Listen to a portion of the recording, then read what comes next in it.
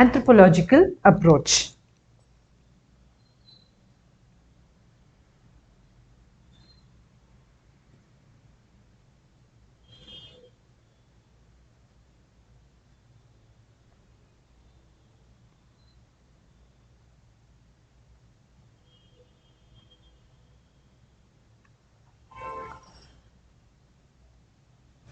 Anthropological approach is the most effective approach towards the development of the tribal people. Why? It's because we are the people who understand their tradition, their attachment towards the forest, why they are so so much emotionally invested in all those totems, taboos, belief in mana, animism, animatism, why their culture is so important to them, why their beliefs, their religion is so important to them. So we people are the only ones who understand them from their perspective, from their point of view, isn't it? So if you see, people, outsiders may look at another culture from a biased point of view.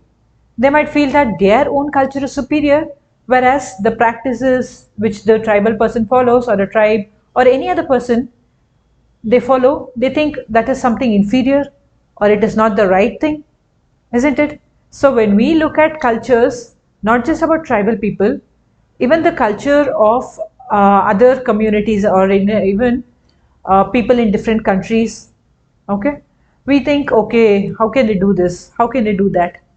Isn't it? We have been following dowry system from ages, isn't it? And we have been following the practice of sati. Sati is such a heinous act, isn't it? How can you take a alive woman whose full body and flesh is alive, and you just throw it in the pyre of her burning husband's body? That is so, that is so immoral, isn't it? But we did follow that. If a person belonging to another culture, they might look at this and say, wow, how can they do this?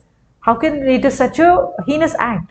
Whereas for us, it was normal, it was part of our culture, isn't it? So like that, even there is head hunting, which the Nagas used to do earlier.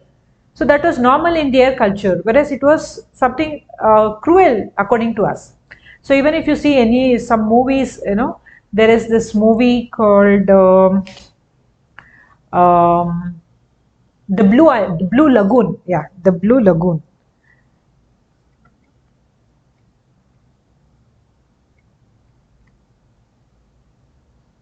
So if you haven't watched this movie, I suggest you watch it.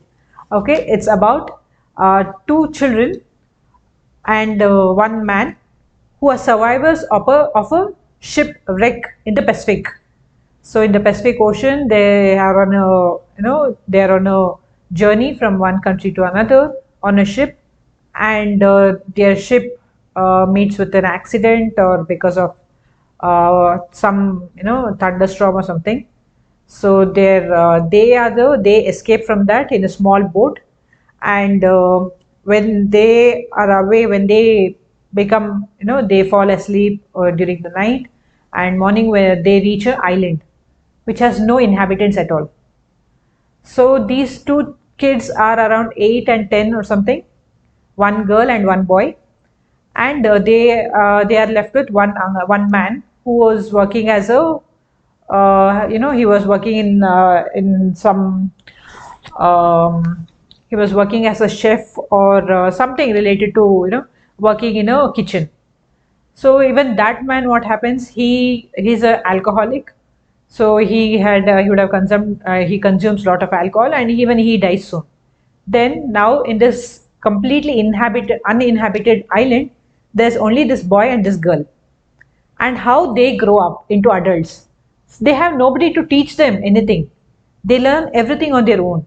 In the very first few days, when that elderly man is there with them, he teaches that boy how to make a canoe, or a small boat, in case they have to venture out. That is all he teaches him, and very few basic things like how to catch a fish, or how to catch a crab, how to kill it, how to make fire, roast it, and have it. Whereas these two kids, they grow up into adults, they learn everything on their own, with whatever resources that is there in the forest, in that island. They learn everything. And once there is always this how whether it is human instinct to know that you have to reproduce. So these children have nobody to teach them what is sex, how to have children, nothing. And finally in that island, that girl gives birth to a baby also. Okay, that is a different part of the story. So what happens here is, once there is this elderly man who was with them, he would have told them not to venture to the opposite part of the island.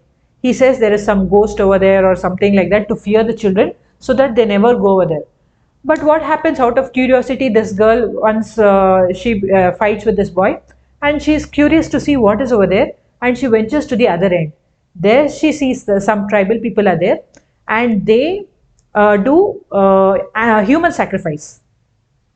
Okay, so she goes there, she's horrified by that.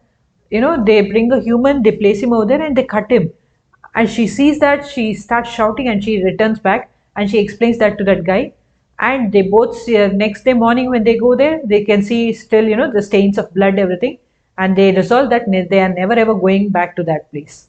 So such kind of activities might seem barbaric to us, but it is a part of their culture, isn't it? So as anthropologists, we should always look at other people's culture from their point of view. That doesn't mean, I'm not saying that we should support such barbaric acts and all, but we should try to understand others' culture without any bias based on our cultural standards, right? So this is what anthropologists do.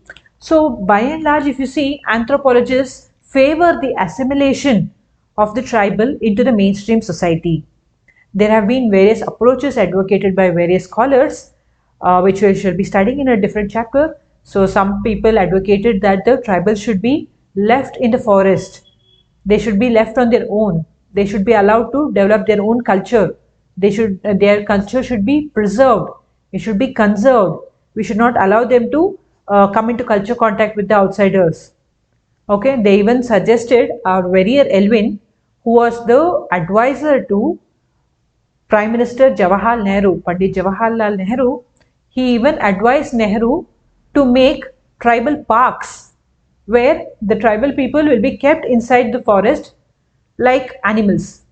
Okay, so like that there are various approaches also, which we shall discuss later. So but if you ask anthropologists, most of the anthropologists will always favor integration and assimilation of the tribal people into the mainstream society, but they would always say that this has to be done with care, it has to be done with caution. You should not rush into this. You cannot just go to a tribe and you just bring them into a mainstream society and expect him to give up all the the culture which he has practiced from so many generations, and totally accept a new religion, a new way of life, new customs, new belief. Just converting them to another religion and expecting him to take the new cultural habit and live his life happily. That will lead to more confusions and more psychological frustration to the tribe as well as for the other people. Okay, it should be done with lot of caution. It is not just about assimilation. Whatever steps you take to develop them, whatever activities you do for their development, whatever activities you do for their development, all of this should be very well planned so that it does not create any more discomfort for the tribes as well as for the others. Okay, so this is what we focus in anthropological approach. So here they say that the anthropologists have suggested few measures which we have to keep in mind. First and foremost, we need to understand the tribal organization and value them, and try to do more studies, more scientific studies about them. So if we have to make something for their development, their policies, programs, we need to have a very good idea about them. Okay, so initially if you understand why the Archaeological Survey of India or any other organizations were started, so there were, it was purpose, they had a purpose behind that. Similarly, when we study about history of anthropology in India, we will understand that Initially, nobody had very good idea about anthropology as such in our country. It is mostly the travelers, the rich men from other countries. All these people, they traveled to exotic lands. They saw the people over there. They was fascinated by how their life is different from their own. They saw how these people have a different lifestyle. By lifestyle, we mean the habits which they follow, the food which they eat, the dressing pattern, their customs. So all these travelers, rich people, missionaries, okay, people who are seeking adventure, and people who are sent from other countries in search of better, opportunities in other countries. All these people, out of curiosity, they went to these regions and they recorded all their whatever they observed. So in so and so region, these kind of people are there. These are the unique practices which they follow, and they started making note of that. And that is how, over a period of time, all it began with.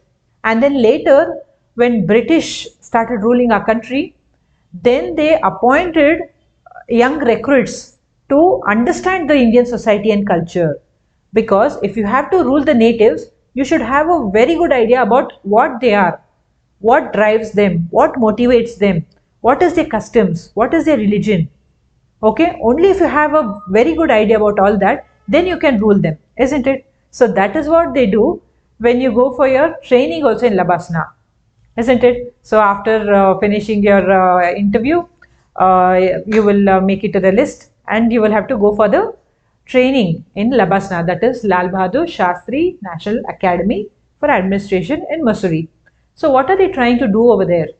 They are trying to give you more knowledge and acclimatize you to what you can expect when you become an officer, how to deal with situations, how to make, only if you know. Similarly, after that, you will have a training session in the state in which you are, in which cadre you belong to.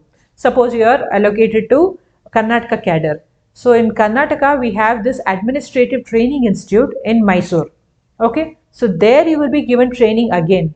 So about the Karnataka's history, what are the rulers which have ruled Karnataka since ages, what are the various dynasties which happened, what is the geography of Karnataka, in different regions, who are the people, what is the society, what is the arts, what is the culture of this region, okay, what is the traditional beliefs, what are the places which are famous over here, how administration is done, how land is divided, so what are the laws over here.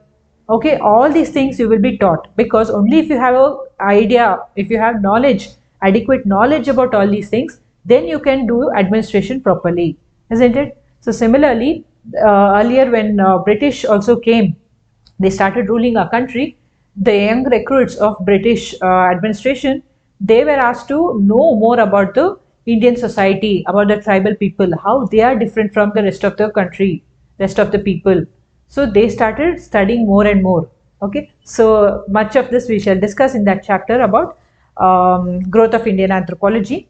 So now let's try to understand what are the measures or the suggestions which these people, that is in anthropological approach, what are they asking us to do. So they are understanding the tribal organization through sustained scientific study. So there's a lot of studies which need to be done, but unfortunately, at least in India, there's hardly any research going on in anthropology. Okay, so I can tell you this with very, but because I have been to Anthropological Survey of India, I am myself pursuing anthropology. Okay, and I wanted to do some research, and when I approached the people in Anthropological Survey of India, they told me what are the difficulties behind that and why it is a challenging task to do any research in anthropology. First and foremost, we have to do field work. If you have to do research in anthropology, you need to do field work, for which you will have to stay with the natives for at least 3 to 5 years minimum. Minimum, I am telling you. You have to observe their life cycle. That is throughout the year. What are the different cycles? What do they do during the harvest season? What they do during rituals? What are the festivals which they celebrate? Okay, so like this, if you have to observe their life, you have to do participant observation. You have to stay with them. You have to learn their language. If you have to, it is always ideal to learn their language than to use the service of a translator, because there have been many mishaps which happened because of translators. So like this, and nowadays it's becoming even more difficult. Okay, you will not get funding. So like this, there are various issues. Okay, so hardly I can tell you, with whatever interactions I had with the director and other people in Anthropological Survey of India, hardly there's any research that is happening with in anthropological field, at least in India, at least. Okay, so we need to do more and more sustained scientific studies. Then we have to understand the problems of the tribes at different levels of technological, economic, and cultural development. See, each of the tribe are in different levels of cultural development. Technologically, they are in different levels. Educationally, they are in different levels. You can find some tribes who are in a very backward stage, who are in the pre-agricultural level of technology, like the tribes which come under the particularly vulnerable tribal groups or the primitive tribal groups. So these people are still living in the pre-agricultural level of technology. They are very backward. They have very little, they are illiterate, they have very low levels of literacy, and they are isolated. And some of the tribes, like few of the tribes, are still not willing to come in contact with the outside world. Okay, so this is one group of tribes. There's another group of tribe, like the most of the central Indian tribes, right? So these tribes have taken up agriculture for their livelihood. They have become settled agriculturists, and to a certain extent they are culturally assimilating towards the mainstream, and yet they also have a lot of value for their own tradition, beliefs, and they hold on to that, and they even practice it even now. Okay, so this is another group. There is yet another group which have totally got assimilated into the mainstream society, and they have totally given up their tribal way of life, and they have completely become like other mainstream Indians. So this is yet another group. So among all of these people, you can find differences in their technological advancement, in their education levels, in their economically. Some of them are living under below poverty line. Some of them are so rich, like I gave you the example of Meenas of Rajasthan. They are very rich people. They occupy very good posts in government as well as private sector. Okay. Whereas on the other hand, you can find few tribes like the Jainu Kurubas in Mysore, in Nagarhole. These people are very poor. They do not even make enough money to have 2 square meals a day. Okay, so such kind of extremes are also there. Okay, there are people who are still working in as bonded laborers. Some who are working as just laborers in other people's agricultural fields. There are some people who own their land and they have become settled agriculturalists. There are some who still follow nomadic pastoralism. Okay, there are some people who, though they follow pastoralism, they have their own beliefs. Like we all know that the Todas of Nilgiris, they worship buffalo. They extract the milk and they sell the milk and they make their livelihood out of that. But there are few more tribes who, though they are actively involved in pastoralism or rearing of cattle, sheep and all, some of them even do poultry, but they will not eat pigs. Okay, but they will not cut that animal and they will not eat it because that is their totem. So they worship it as a god and they will not kill it. Okay. Similarly, there are few tribes who rear the cattle, but they will not extract. Like they will rear the cows or they will rear cattle, goat and all, but they will not extract milk out of that because they consider that as their god, because they consider it as a totem. That is their totem. So they cannot afford to kill their totem. So like this, there is so much of, even now you can find tribal people in different regions, in different levels of advancement.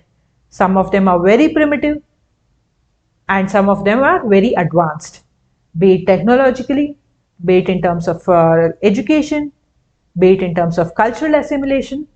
So we have to keep all this in mind when we are doing anything for their development. Then we have to identify the integrative forces in the tribal life and recognize the vital linkages in their cultural fabric. Okay, so we have to identify the forces, the binding forces which are holding them together. What is the vital linkages in their cultural fabric? Right? There are so many linkages in the culture, right? Even we have, right? When many things which drive us, which motivate us towards achieving our dreams. Okay, what are the things which make us happy? What is it that helps us to, you know, be unified as a society, be unified as a community, or have good linkages with friends, family, right? So like this, we have to identify what is it that matters to them the most. What are the integrative forces and what are the vital linkages in their community? So deep understanding of all this will enable us to help them better or serve them better. Then we should also orient the administrators to tribal life and culture, and we should give them special training. Okay, so any administrators, if they need to, as I already told you, how you are being given train in Labasna and then again in your respective state when you become an IAS officer, they are giving you training about what you have to do as an administrator. So for that, what all knowledge you need to know? You need to know about the society, you need to know about the geography of that place, about the history, about the art and culture, about the language that is spoken over there, about the communities over there, about the political situations that is over there.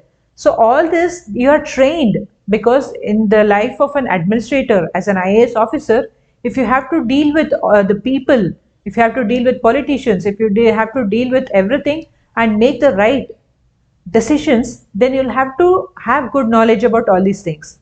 So similarly, we have to give special training for all the administrators who are working for either making policies or who are implementing the policies, who are making programs, okay, who are involved in rehabilitation or resettlement of these tribal people. So whatever activities that we are taking towards the welfare of these people, those officers should be given adequate knowledge about the tribals and their way of life, so that they can make the most suitable decisions for them. Then we should also be very cautious while formulating the welfare plans with the view of accommodating the tribal needs with regional and national interest. So when we are speaking about welfare of the tribal people, we cannot just deny or we cannot ignore the regional interest or the national interest at large. Tribal welfare is definitely important. Their development, their welfare, their education, their assimilation into the mainstream society, all these are very vital, no doubt about that. But we cannot compromise their welfare, we cannot compromise the regional interest or a national interest for their welfare, right? So we must always keep the larger picture in mind. So whatever we do, that should benefit them as well as it should be favorable in the larger interest of the country or the nation as well. Okay, so keeping all these in mind, we have to work as efficient anthropologists for the welfare of the tribal people. This is what the anthropological approach suggests. Fine. Did you all understand?